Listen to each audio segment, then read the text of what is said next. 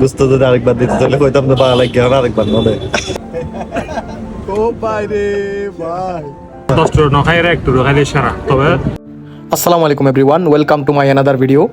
আজকে আমরা আসছি হাটহাজারের বিখ্যাত একটা রেস্টুরেন্ট বদ্দার মেজবান ও উরুস বিরিয়ানি রেস্টুরেন্টে। গত ভিডিওতে আমরা দেখিয়েছিলাম ফটিকছড়ির বিখ্যাত একটা রেস্টুরেন্ট ফটিক উরুস বিরিয়ানি, সেখানে আমরা ট্রাই করছিলাম উরুস বিরিয়ানি। আজকের ভিডিওতে ট্রাই করবো চট্টগ্রামের বিখ্যাত মেজবান বদ্দার মেজবান ও উরুস বিরিয়ানি রেস্টুরেন্টে। যারা নিচে বসে খেতে পছন্দ করেন তাদের জন্য রয়েছে সুব্যবস্থা। দেখতে পাচ্তেছেন কত সুন্দর করে ব্যবস্থা করছে বসার। আপনারা বলেন আজকে আমরা নিচে বসে খাবো নাকি টেবিলে বসে খাবো?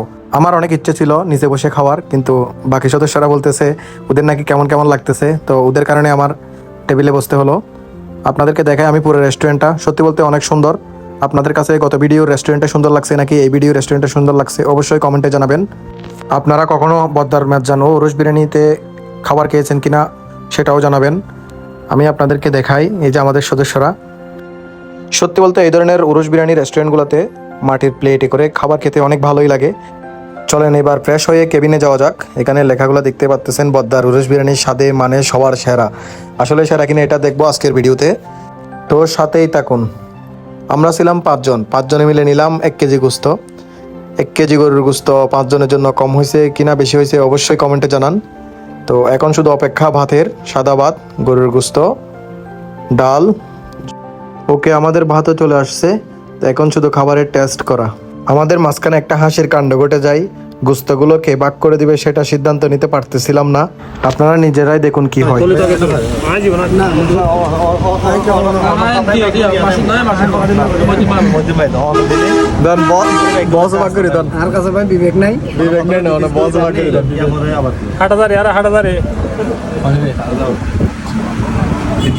হম দিলে দাবি থাকে দেবো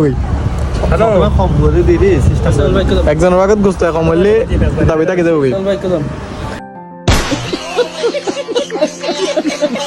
অবশেষে আমাদের সবার বড় ভাই মহিউদ্দিন ভাই ভাগটা করে দিল গুস্ত দিয়েন। যদিও আমরা অনেক রকম দুষ্টমি করতেছিলাম, আসলে সুন্দর করে ভাগ করে দিছে, সবাই সমান ভাগে পাইছে। তো চলেন খেতে খেতে আপনাদেরকে এই রেস্টুরেন্টের লোকেশনটা বলি। এটা হচ্ছে হাটহাজারির সারিয়া নামক স্থানে বদ্দার মেজবান ও উরুস বিরিয়ানি লেখা আছে, রাস্তার পাশে একদম দেখতে পাবেন। আমরা ফটিকছড়ি বিবিরহাট থেকে বাইক নিয়ে 15 কিলো রাইড করে, প্রায় 15 কিলো রাইড করে গেলাম এই রেস্টুরেন্টে মেজবানি খাইতে।